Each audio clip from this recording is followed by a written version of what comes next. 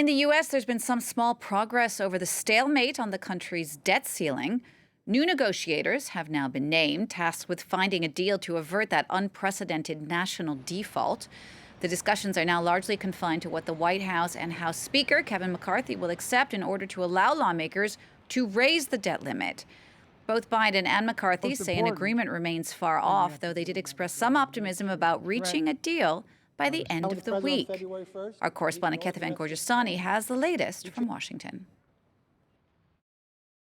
Still pretty far off as far as a deal goes, but there is a little bit of optimism, at least a little bit more optimism than there was last week. The White House saying it was a productive meeting. The Republicans, especially Kevin McCarthy, seeing a good sign in the fact that the White House is naming those negotiators so that they can really negotiate it directly between the White House negotiators and the congressional negotiators, and the Democrats saying that everyone now agrees that default is not an option. That was a sticking point last time around because Kevin McCarthy himself would not answer the question whether or not he wanted to avoid default at any cost. So some good signs. That said, still pretty far off. The Democrats, for example, Chuck Schumer, the Senate Majority Leader, saying that he does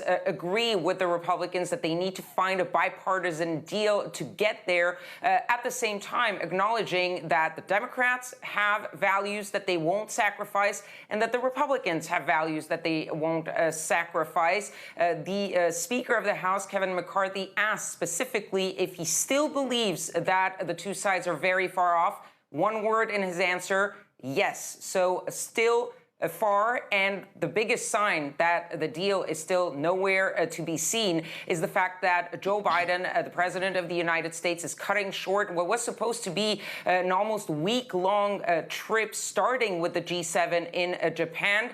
He will not be continuing that trip after the G7, returning to the United States on Sunday instead of going for a historic stop in Papua New Guinea and then going on to a very important Quad meeting in Australia.